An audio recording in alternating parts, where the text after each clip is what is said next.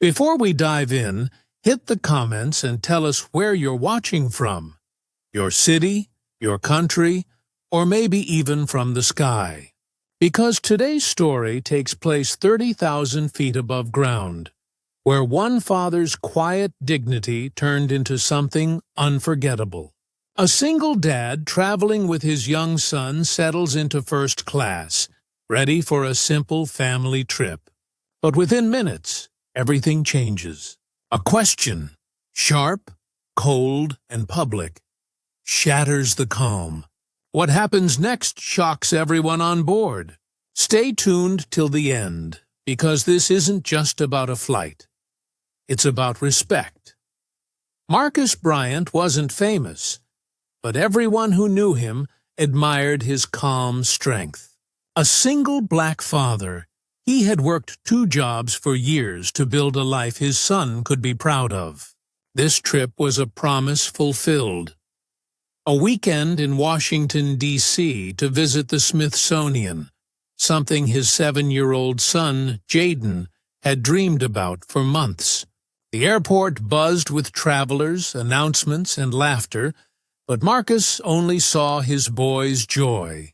They joked through security, shared snacks, and found their seats in first class. A surprise gift from Marcus. Jaden's eyes widened at the plush seats and glowing screens. To Marcus, it wasn't luxury. It was a lesson that his son belonged anywhere he earned his place. Or so he thought. The boarding process had been smooth. They were early, organized, and smiling. Flight attendants greeted passengers with polished smiles, and the scent of coffee filled the cabin.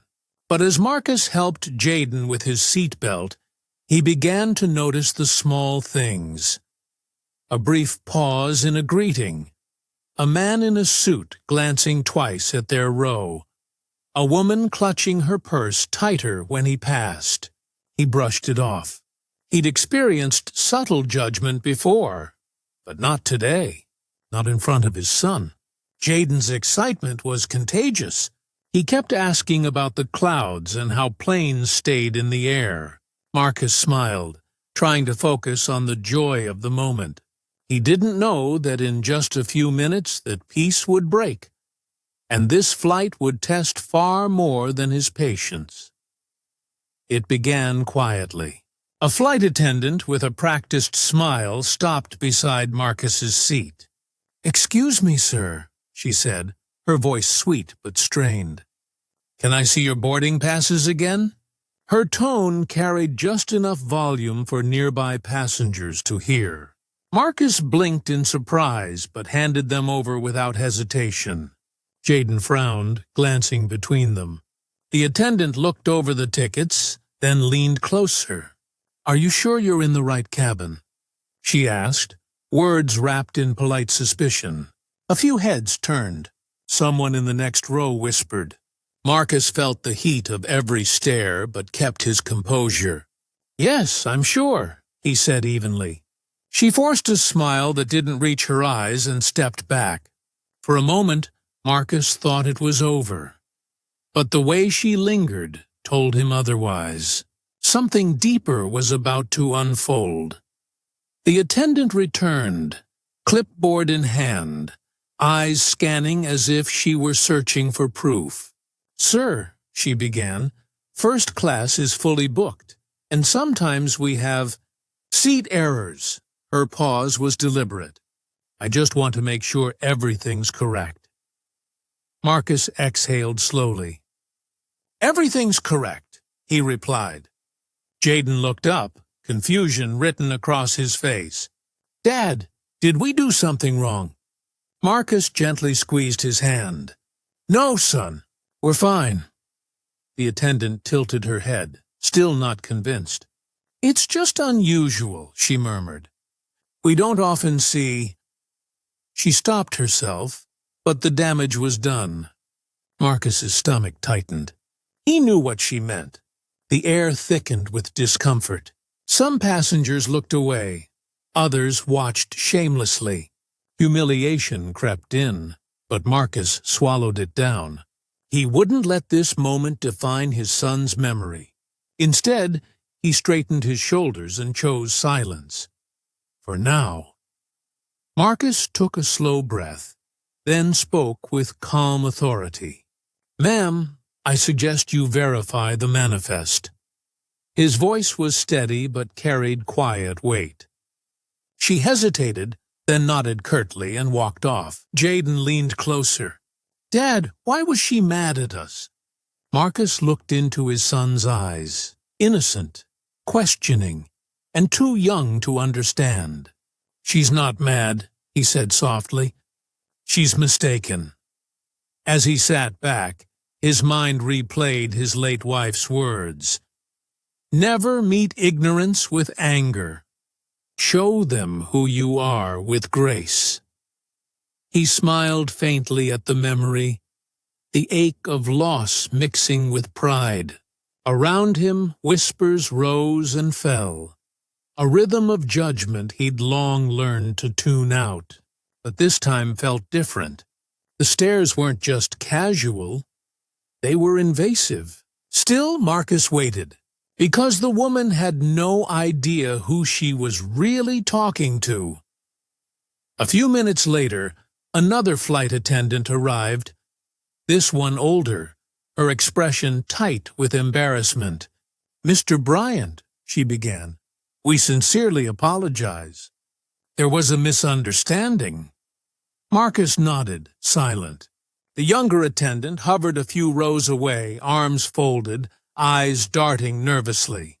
"Please understand," the older one continued, "it wasn't personal." Marcus looked at her evenly. When a man travels with his son and is made to prove his worth, that feels personal. She had no answer. The passengers fell quiet, sensing a shift in the air. Marcus turned to Jaden.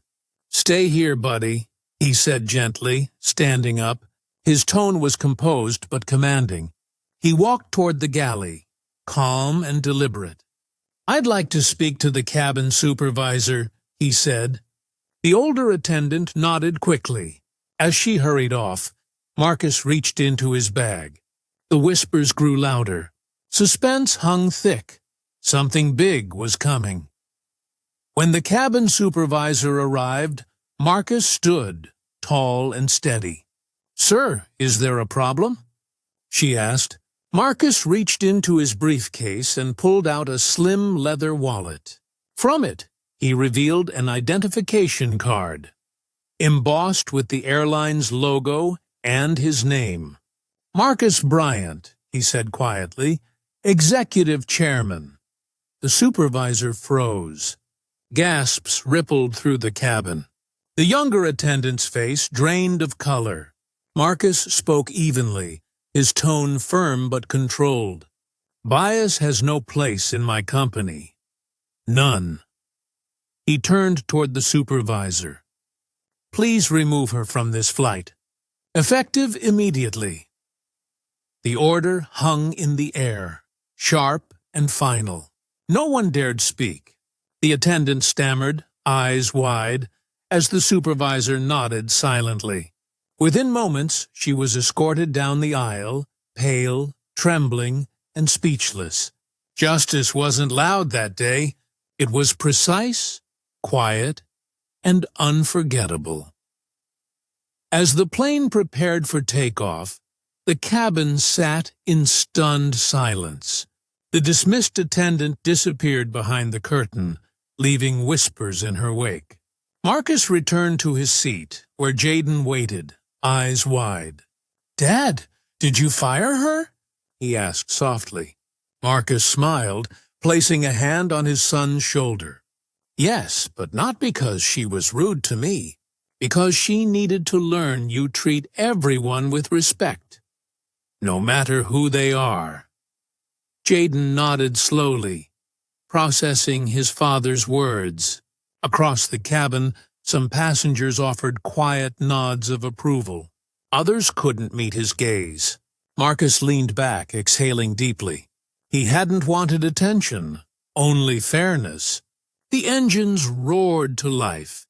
and as the plane lifted into the clouds, the father and son shared a silent moment of peace, dignity restored. As the city lights faded below, Marcus glanced out the window, thinking about what had just unfolded.